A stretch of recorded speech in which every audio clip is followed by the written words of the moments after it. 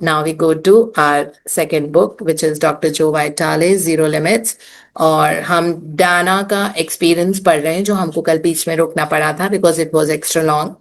और उन्होंने बताया था जिन्होंने कि मतलब वो डॉक्टर ह्यूलन की कॉन्फ्रेंस में गई थी जो फिलाडेल्फिया में हो रही थी। डॉक्टर जो वाइटाले ऑब्वियसली थे बिकॉज अब वो ऑर्गेनाइजिंग कमेटी टाइप बन गए थे इनके लिए, बिकॉज अमेरिका में रहते थे ना। तो डॉक्टर ह्यूलेन इतना अमेरिका आते नहीं थे, मतलब ऐसे बहुत ज्यादा, तो अभी उन्होंने आना शुरू किया था। तो वो भी गेज कर रहे थे कि अमेरिका में लोगों का क्या माइंड सेट होता है, कितना रिसेप्टिव होता है। तो उन्होंने पहली वाली कॉन्फ्रेंस बड़ी लेक्चर मेथड में की थी, उनको नहीं समझ आया था। उसके बाद से उन्होंने इनफॉर्मल वे में करना शुरू कर दिया। उनको लगता था दैट नाउ काइंड ऑफ ऐसे इंटरैक्टिव उनका बहुत अच्छा लगा। और वो बहुत क्लीन करके, तो 12 लोग आए थे, उसमें से एक थी डाना जो वहां पे आई थी। तो जो वहां पे आई थी तो उनको बिल्कुल रेजोनेट नहीं किए डॉक्टर ह्यूलेन, और वो सिर्फ बुराइयां ही ढूंढ रही थी उसमें, उनमें मतलब डॉक्टर ह्यूलेन में सिर्फ बुराइयां ढूंढ रही थी। वो ऐसे हैं, वो एरोगेंट है, वो रूड है, वो सुनते नहीं, वो मेरी बात का ठीक से जवाब नहीं देते हैं, वो इस तरह से हैं। तो ये लगातार वो इस तरह से सोच रही थी। अब वो था क्या, ये सामने वाले में तो कोई बुराई होती नहीं है, वो उनके अंदर कमी थी, है ना। उनके अंदर कुछ ना कुछ ऐसा था जिसके कारण उनको डॉक्टर ह्यूलेन बहुत रूड लग रहे थे, और उनको लग रहा था मैं उठ के भाग जाऊं, और उनको उनको मर्डर करने का मन कर रहा था। मतलब height height of hatred, like बिल्कुल ही रेज उनको आ रही थी। तो वो उठ के, उनको जब सहन नहीं हुआ अपने अंदर की नेगेटिव फीलिंग्स, तो गुस्से में उठ के वो बाथरूम चली गई थी। और वहां पे लेकिन ऐसा कुछ हुआ, लगातार उनके अंदर से निकल रहा था please forgive me, I love you, ये दो सेंटेंसेस। तो उसके बाद उनको अजीब अजीब से वो देखना लगा कि हाँ मेरी मम्मी भी ऐसे करती थी, उनका भी ऐसा रूड बिहेवियर था। अच्छा मेरा पति भी बहुत डोमिनेटिंग है, वो भी ऐसा है।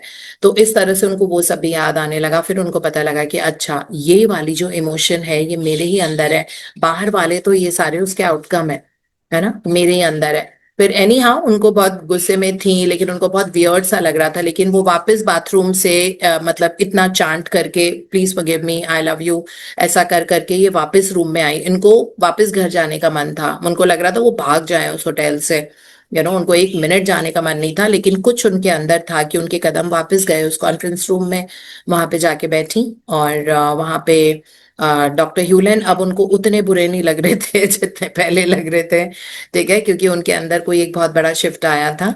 और अब उनको बिल्कुल नहीं लग रहा था कि रूड है। और डॉक्टर ह्यूलेन ने सडनली जब वो रूम में घुसी तो वही सारी बातें करनी शुरू की जो इनके अंदर के प्रश्न का उत्तर था। डॉक्टर ह्यूलेन बता रहे थे कि मुझे भी पहले नहीं समझ आता था, मुझे लगता था ये क्या बेकार बात कर रहे हैं, ये सारी चीजें। 3 बार वो उठ के गए, लेकिन उसके बाद ये हुआ, तो उनको अपनी सारे प्रश्नों का जवाब मिल गया। उसके बाद डॉक्टर ह्यूलेन ने इनको एक और टूल दिया, सी पोर्ट के बाद ड्यू ड्रॉप्स। और उनको कहा कि सब पेपर पे ऐसे 3 नाम लिखेंगे, मतलब वो एरियाज लिखेंगे जीवन के जहाँ पे लोगों को चेंज लाने की जरूरत है, जहां उनको परिवर्तन चाहिए। तो वो 3 उन्होंने लिखे, वो 3 नाम। और उनके ऊपर पेंसिल से टैप कर करके dew drop dew drop dew drop इस तरह से उन्होंने बोला, क्योंकि ड्यू ड्रॉप भी एक टूल होता है होपोनोपोनो का। और उसके बाद वो घर गई तो एकदम से जो उनका लैपटॉप का इशू था, उनको नया लैपटॉप मिला, वो भी एप्पल का। वो तो बिल्कुल ही मतलब वो हो गई थी, क्योंकि एक ही रात पहले घर में महायुद्ध हुआ था लैपटॉप के पीछे। इनको चाहिए था, इनके हस्बैंड ने बोला था तुम फालतू की बातें मत करो, तुमको 6 महीने तक अभी सोचो भी मत इस बारे में, तुमको कोई कंप्यूटर वम्प्यूटर नहीं मिलेगा। इन्होंने कहा बट मेरा काम नहीं हो पा रहा है। और इनके बेटे ने भी कुछ कुछ हुआ, तीनों के बीच में बहुत लड़ाई झगड़ा हुआ। और उसके बाद आज वो मतलब संडे को जब ये सेमिनार खत्म हुआ डॉक्टर ह्यूलेन का, और उसके बाद वो जब घर गई तो उनको वो लैपटॉप भी मिला। वहां से हम आज पढ़ रहे हैं। And Aman will be reading for us ji. So now my husband of 30 years, अब वो लैपटॉप मिला उनको, वो मतलब कंप्यूटर मिला, वो भी एप्पल का, तो वो बड़ी सरप्राइज थी। अब वो आगे बात कर रही है और क्या क्या परिवर्तन उनको अपने जीवन में देखने को मिले। हाँ जी। Now, my husband of 30 years is a man of very strong ideas. He has an iron will, which, when focused and conscious, is nothing less than fantastic determination. When he is not so conscious, this determination, however, can feel more like stubbornness, and nothing can move him. He had been a staunch PC advocate, and nothing, I mean nothing, would have changed his mind. So, when they both shouted at me, Apple, you would have scared me off the floor. You see, Originally, I had wanted an apple, but apples are not allowed in our home any more than pork is allowed in a kosher home. How to receive a greater wealth? This might seem trivial to some, but I have been married for 30 years. And for 30 years, my marriage has traversed hills and valleys. The two of us struggling toward a mutual goal of unity and equality. This apparently inconsequentially choice of Inconsequential. inconsequential choice of computers represented a laying down of the sword that only those engaged in the battle would recognize. I mean, if you had told that China freed Tibet, I would not have been more surprised. I remembered mentally lifting my pencil, saying, dewdrop, and tapping husband, computer, and son. Would 30 years of conflict be so quickly and effortlessly dissolved? Would saying, I'm sorry, forgive me, thank you, and I love you, transform a lifetime of external conflicts with my authority figures, mother, phone company, and husband?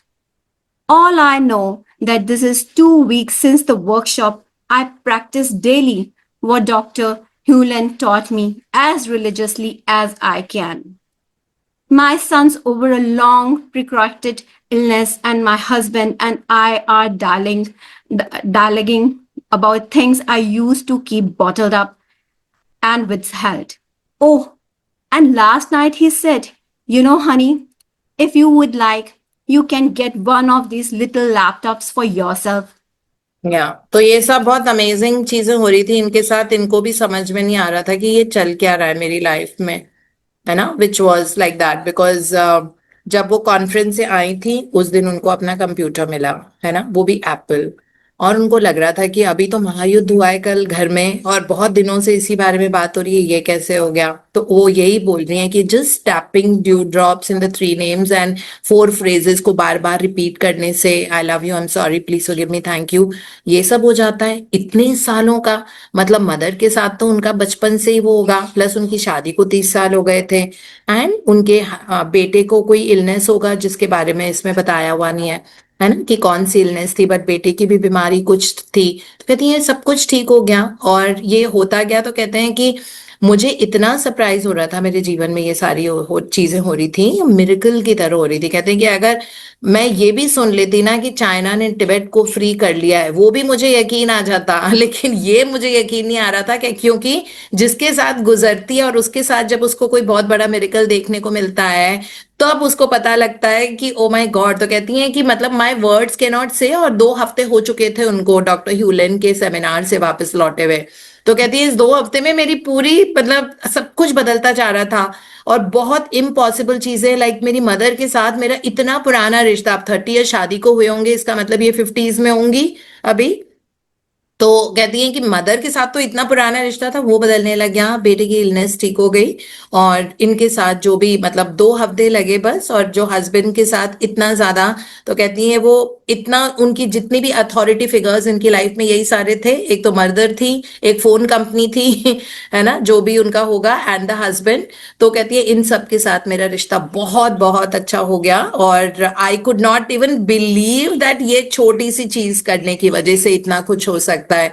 और एक रात जब दोनों मतलब they were going to sleep, husband and wife, तो husband इनको बोलते हैं दैट यू नो हनी, तुमको कोई एक छोटा सा, वो कुछ अपने लैपटॉप पे काम कर रहे थे, वो जो मिनी लैपटॉप्स होते हैं, तो उनको कहते हैं कि would you want these one of the little laptops for yourself, कि तुमको अपने लिए चाहिए एक ऐसा छोटा सा लैपटॉप, जबकि उनको अभी अभी तो नया मिला था इसके पहले. तो वो कहते हैं वो इतना छोटा वाला लैपटॉप भी तुमको चाहिए. तो इनको लग रहा था ये मेरे साथ क्या हो रहा है, यू नो, लाइक इतनी सारी चीजें चेंज होती गई.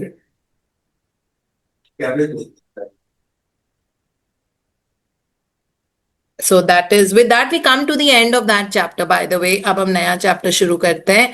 Skeptical minds want to know. तो आई थिंक हम तो फिर भी बिलीव कर रहे हैं, है ना, बट बहुत सारे स्केप्टिकल माइंड्स थे वहां पे. डॉक्टर ह्यूलन को कितना ज्यादा रेजिस्टेंस मिल रहा था, है। पहली बार भी जब वो वहां पे थे एलए में, जब उन्होंने कॉन्फ्रेंस ली थी, तो people were literally laughing and मॉकिंग कि अच्छा ठीक है, वॉर में हमने ये किया है तो हम थैंक यू बोले। तो उनको ये पता लग गया था, ऑल्दो वो अपना मतलब कंट्रोल लूज नहीं कर रहे थे अपने आप को, मतलब उनको गुस्सा नहीं आता है वो सब, लेकिन वो लोगों के क्वेश्चन देख के लग रहा था कि they were trying to mock him, something like that, है ना। फर्स्ट टाइम ये हुआ था। उसके बाद भी लोगों को जब समझ, तो बहुत सारे स्केप्टिक्स थे जिनको नहीं समझ, स्केप्टिकल माइंड मतलब थोड़ा डाउटफुल, थोड़ा ये अच्छा ये कैसे होता है, क्या होता है, ये सारी चीजें। तो बहुत सारे स्केप्टिकल माइंड है। तो उस ब्यूटीफुल चैप्टर में जहाँ पे हमने देखा है कि वेल्थ कैसे अक्रू कर सकते हैं अपने जीवन में, जो हमने दिया है ना, how to use these ho'oponopono practice for wealth, तो उसमें 2-3 एग्जाम्पल्स हमने देखा। और इज ब्यूटीफुल, ये बहुत एंड उस चैप्टर का कितना अच्छा हुआ है, with such a wonderful experience, isn't it. Relationship, पैसे, सब बदल गया उनके जीवन में, इजंट इट। मतलब बेटे की इलनेस, माँ के साथ रिश्ता, हस्बैंड के साथ रिश्ता, प्लस मटेरियल गुड्स जो उनके पास नहीं आ रही थी, प्लस उनका इतना दिमाग चेंज हो गया कि उन्होंने, उनके घर में एप्पल की डिवाइस आई, ये बहुत बड़ी चीज थी। वो कहती है कि लोग नहीं समझ सकते, बट मुझे पता था कि कितना रेजिस्टेंस था घर में, इस तरह से। तो टोटल उनका घर का, उनके लाइफ में सब बदलने लग गया। और इस नोट पे वो वाला चैप्टर शुरू हुआ, और बहुत फ्रेश नोट पे हम एक न्यू चैप्टर शुरू कर रहे हैं। Sceptical minds want to know, उनको और ज्यादा मालूम करने की जरूरत है। तो डॉक्टर ह्यूलन हमको बहुत अच्छे से समझाएंगे। ऑब्वियसली उन्होंने डॉक्टर जो वाइटाले को बताया सारा, और डॉक्टर जो वाइटाले ने लिखा दैट व्हाट, क्या और क्लैरिटी उनको हम लोगों को देनी है, ताकि हमको एक अटूट विश्वास हो जाए इस प्रैक्टिस पे। हाँ जी अमन। Yes. या Skeptical minds you want to know. The purpose of life is to restore back to love moment to moment. To fulfill this purpose, the individual must acknowledge that he is 100% responsible for creating his life the way it is. He must come to see that is his thoughts that create his life the way it is moment to moment. The problems are not people, places, and situations, but rather the thoughts of them. He must come to appreciate that there is no such thing as out there. Dr. Heilikela Hewlin.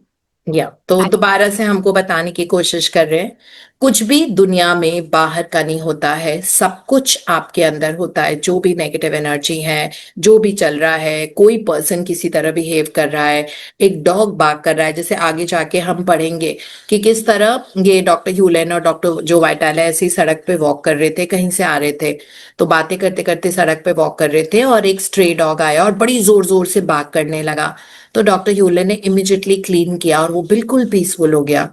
मतलब हर चीज के लिए responsibility लेना और उसको clean करना, हमारे पास इतनी ताकत होती है हमारे कॉन्शियसनेस के पास, है ना। लेकिन हम उसको दुख और फालतू की चीजों की तरफ बहुत ज्यादा डाइवर्ट करके रखते हैं, कभी वरी है, कभी कुछ है। तो यहाँ वो दोबारा से रिआइट्रेट कर रहे हैं that there is nothing out there. आप कितनी भी नेगेटिव सिचुएशन हो, आप ओनरशिप लो, 100% रिस्पॉन्सिबिलिटी, और आपको उसको क्लीन कर सकते हो। हाँ जी। As I mentioned earlier in this book, I wrote an article. Excuse me. The world. Actually, I'm. अच्छा, थोड़ा सा वो हो रहा है, कट रहा है आपका। अभी ठीक है? More, ma'am. Little more. Yeah. Yes. Now, Hmm. I wrote an article called "The World's Most Unusual Therapist" and posted it on my blog. I added it to my website at www.mrfire.com as well. It was also published in a book by David Recklin, 101 Great Ways to Improve Your Life. This article became the most widely distributed and talked about article I had ever written. People posted it on news groups, forwarded to friends, sent it to their personal and public email lists, and more. Apparently, the message in it was inspiring everyone. It was that very article that got the attention of my publisher, John Valley and Sons, and led to many writings this book for me. Led to my writing. And led to my writings this book for me. But now, everyone loved the article.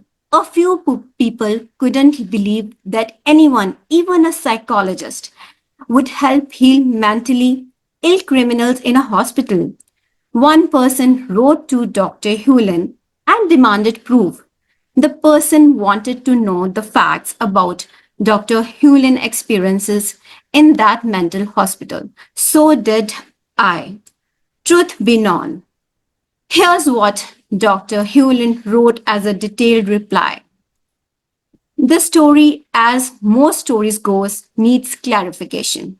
Hmm. It is true that एक I second अमन, तो यहाँ पे स्केप्टिकल्स मतलब बहुत लोगों के मन में डाउट था। वर्ल्ड्स मोस्ट अनयूजुअल थेरेपिस्ट के नाम से डॉक्टर जो वाइटाले ने वेब पे इंटरनेट पे लिख के ये आर्टिकल दे दिया था, जो बहुत टॉक ऑफ द टाउन बन गया था। लोग इसके बारे में बात कर रहे थे, लोग इसको डिस्कस कर रहे थे, कई लोग पॉजिटिव बोल रहे थे, लेकिन अधिकतर लोग नेगेटिव भी बोल रहे थे। उनको यकीन नहीं आ रहा था कि ये वाले डॉक्टर कैसे, मतलब गवर्नमेंट डॉक्टर थे हवाई स्टेट के, तो गवर्नमेंट डॉक्टर थे, तो इनकी जो पोस्टिंग आई थी वहां पे हवाई स्टेट हॉस्पिटल के साइकेट्रिक डिपार्टमेंट में एज एन एचओडी गए थे ये वहां पे। और वहां पे रह के जब उन्होंने पूरा क्लीन किया तो उसमें से सारे ही डिस्चार्ज हो गए थे 6 महीने के अंदर अंदर मोस्टली। लेकिन 2 लोग थे जिनको दूसरे हॉस्पिटल में शिफ्ट कर दिया था क्योंकि ये वार्ड ही बंद कर दिया था। और किस तरह से, तो बड़े लोगों को बहुत ज्यादा हो रहा था कि ऐसे कैसे हो सकता है कि आप किसी और के दिमाग को कंट्रोल में करके अपने वश में आपने उसको कैसे कर लिया ये सारा, है ना। फिर एक और कोई डेविड करके ऑथर थे, उन्होंने भी एक बुक लिखी थी कि 101 ways to totally transform life, like just paraphrasing it.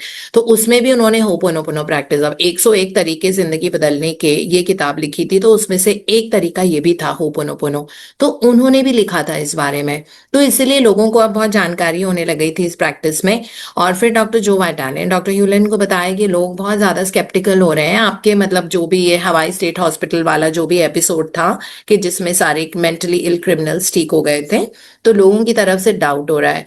तो डॉक्टर जो वाइटाले ने डॉक्टर ह्यूलन को बताया, तो डॉक्टर ह्यूलन ने एक बहुत लंबा सा मतलब लेटर या आर्टिकल या ईमेल लिख के दी, जो उन्होंने यहाँ पे अब बताई है कि उन्होंने क्लैरिफिकेशन दिया डाउटफुल माइंड्स को, स्केप्टिकल माइंड्स को, कि किस तरह से उन्होंने किया, वो हम अभी पढ़ रहे हैं। Number one, I spent several years as a fee-paid service staff psychologist at Hawaii State Hospital, a psychiatrist facility operated by the Hawaii State Health Department. Number two, I spent 3 years from 1984 to 1987 as the staff psychologist, 20 hours a week, in a high security unit housing male patients who had committed criminal acts of murder, rape, drug use, and assault and battery against people and property. Number three, when I entered the high security unit in 1984 as the staff psychologist, all the seclusion rooms were occupied with violent patients. Number four, on any given day on the unit, there were several patients in metal restraints around their ankles and wrists to prevent violence against others.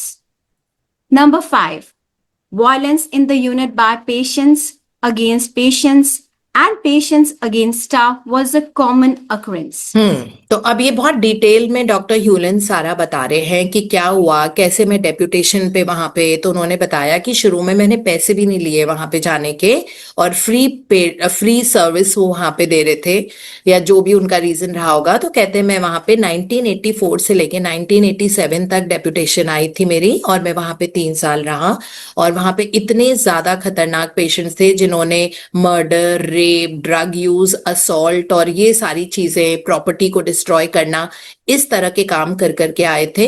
और वो बहुत high security hospital था, because ये लोग इतने खतरनाक थे कि ये एक दूसरे को ही किल कर देते थे, और एक दूसरे को, या फिर बहुत नॉर्मल था असॉल्ट विद ईच अदर, एक दूसरे के साथ इन लोगों को अटैक करना, असॉल्ट करना, या पेशेंट्स अगेंस्ट द स्टाफ, जो स्टाफ था वहां पे उनके साथ अटैक करना, ये बहुत ज्यादा कॉमन था। इसीलिए उन्होंने लिखा कि उनको ना बहुत मोटे मोटे जैसे चेन्स होते हैं ना, उनसे उनके हाथ और उनके पैर उनको बांध के रखा जाता था ताकि वो उठ नहीं पाए, है ना। तो यही यहाँ पे लिखा हुआ है, उनके एंकल्स और उनके रिस्ट को बांध के रखा हुआ था, मतलब चेन करके रखा हुआ था ताकि वो वायलेंस ज्यादा नहीं कर पाए। हाँ जी। Number six, Patients were not intimately involved in their care and rehabilitation. Number 7, there was no in-unit rehabilitative work activities. Number 8, there were no off-unit activities, recreation, or work. Number 9, visits by the families on the unit were extremely rare. Number 10, no patients were allowed of the high security unit without written permission by the psychiatrist and only with ankle and wrist restraints. तो वो इतने ज्यादा वहां पे वो खतरनाक थे, plus इतने ज्यादा मेंटली इल थे that they were not normal people. तो उनसे उनके घर वाले भी, मतलब बहुत रेयर था कभी एक आ गया किसी का घर वाला मिलने के लिए, और उनको अपने रूम से बिल्कुल बाहर नहीं निकाला जाता था। प्लस नॉर्मली जो रिहैब सेंटर होते हैं, जैसे यहाँ पे विमहांस वगैरह जो है दिल्ली में, या जो भी होते हैं ना, जहाँ पे भी रिहैब सेंटर्स होते हैं, वहां बीच बीच में उनके लिए लेक्चर्स होते हैं ताकि वो सुधर जाए, है ना। बहुत सारे ड्रग और अल्कोहल और स्मोकिंग रिहैब सेंटर्स होते हैं, तो वहां पे उनके लिए लेक्चर्स होते हैं, मोटिवेशन होते हैं, मेडिटेशन होता है, ये सारी चीजें होती है। यहाँ पे कुछ वैसा नहीं होता था। यहाँ पे वो रूम से बाहर भी नहीं निकलते थे, कोई किसी से बात नहीं करता था, बिल्कुल जैसे डेड प्लेस होती है ना, उस तरह का था। यहाँ पे कोई रेक्रिएशन नहीं था। नॉर्मली वो जेल्स में वगैरह होता है ना, रेक्रिएशनल एक्टिविटीज, तिहाड़ जेल में भी बहुत होते हैं, है ना। मैंने आपको बताया था कि बहुत ऐसे रहते हैं वो लोग, जैसे आश्रम में रहते हैं, कि जब मैं जाती हूँ वहां पे तो मतलब बिल्कुल ही अलग तरह का माहौल है। It does not look like jail, है ना। सब हंसते बोलते हैं, मजे करते हैं। जैसे मेरा भी लेक्चर होता है तो I try to just tell them that, और कोई उनके मन में, मतलब वो लोग इतने शांत हो जाते हैं कि मैं उनसे पूछती हूँ what is that one wish you now, तो वो लोग ये नहीं कहते कि हमको जेल से बाहर निकलना है, मतलब वो कहते हैं कि यस टाइम, मतलब they are so peaceful, what I mean to say, कि बिल्कुल नाव में रहना शुरू कर देते हैं, क्योंकि इतने सारे उनके लिए एक्टिविटीज होती रहती हैं, कोई ना कोई आता रहेगा, है ना। कोई परफॉर्मेंस होती है, कोई बहुत अच्छा, लाइक अ नाइस इवनिंग और something, they all cook food together, they have parties, they dance, इस तरह का भी होता है अंदर तिहाड़ जेल में। बट इनके यहाँ पे तो ये हॉस्पिटल था बेसिकली, तो इनके यहाँ कोई लेक्चर, कोई मोटिवेशनल टॉक, कोई वो एवी पे चला के रखते, कुछ नहीं होता था ऐसा। No of unit activities, no recreation, families नहीं आती थी, और वो लोग हाई सिक्योरिटी में रहते थे। और कभी फैमिली से मिलने का भी मौका मिलता था तो एक बहुत प्रोसीजर होता था जिसमें एक रिटन परमिशन होती थी साइकियाट्रिस्ट से, और वो भी उनके हाथ और पैर बंधे रहते थे अगर वो उनसे मिलने भी जा रहे हैं तो। Skeptical minds want to know. Number 11. The stay in the unit by a typical patient run into years, the cost being, I believe, around $30,000 a year then. Number 12. Staff sick leave ran extremely high on the ward. Number 13. The physical environment of the unit was drab and somewhat run down. Number 14. The unit staff was composed of basically wonderful and caring people. Number 15. When I have described is probably typical of most psychiatrist units elsewhere in the country. हाँ, तो यहाँ पे जैसे बता रहे हैं कि चलो पेशेंट की बात तो थी, इस हॉस्पिटल के चार्जेस बहुत ज्यादा थे, $30,000 अ ईयर, और ये हम 2000 की बात कर रहे हैं, क्योंकि 1984 की, सॉरी 1984 की बात है। $30,000 पर ईयर पेशेंट की कॉस्ट आती थी। स्टाफ इतनी ज्यादा छुट्टियां लेता था कि कोई आना ही नहीं चाहता था यहाँ पे काम करने के लिए, और आगे करें क्या। तो स्टाफ की सिक लीव, सारी उनकी लीव्स खत्म होने लग गई थी, और एनवायरनमेंट पूरी तरह से रन डाउन होता था। एंड जबकि स्टाफ बहुत अच्छा था, very very nice, wonderful and caring people. So ये बता रहे हैं वो 15th उसमें कि मतलब वो टिपिकल साइकियाट्रिक वार्ड था। उसके बाद 90, ये सब 1984 की कहानी है, ठीक है, जब डॉक्टर ह्यूलन आए वहां पे। उसके बाद जब वो यूनिट छोड़े 1987 जुलाई में, उनका डेप्यूटेशन खत्म हो गया। एनी हाउ पेशेंट्स ही नहीं बचे हुए थे, 2 पेशेंट थे बस, उनको दूसरे वाले वार्ड में शिफ्ट कर दिया था। तो क्योंकि उनको हल्का फुल्का ही ट्रीटमेंट की जरूरत थी, मोस्टली पूरी तरह ठीक हो गए थे, छूट गए थे, सोसाइटी में काम करने लग गए थे, अच्छे कम्युनिटी के सिटीजन बन गए थे, और 2 लोगों को थोड़ा और इलाज की जरूरत थी, तो वो दूसरे वाले वार्ड में चले गए थे। वहां पे उनका ट्रीटमेंट, वो भी बाद में छुट्टी हो गई होगी, और ये वार्ड ही बंद हो गया, मतलब ये वाला डिपार्टमेंट। पर हम आज इतना ही पाएंगे। सो आई नो आप लोगों का मन करता होगा पूरी किताब एक बार में पढ़ लो, बट ऐसा हो नहीं पाता। And thank you Aman, such a beautiful, fresh, refreshing voice of yours, and thank you, and fill up your name more to read.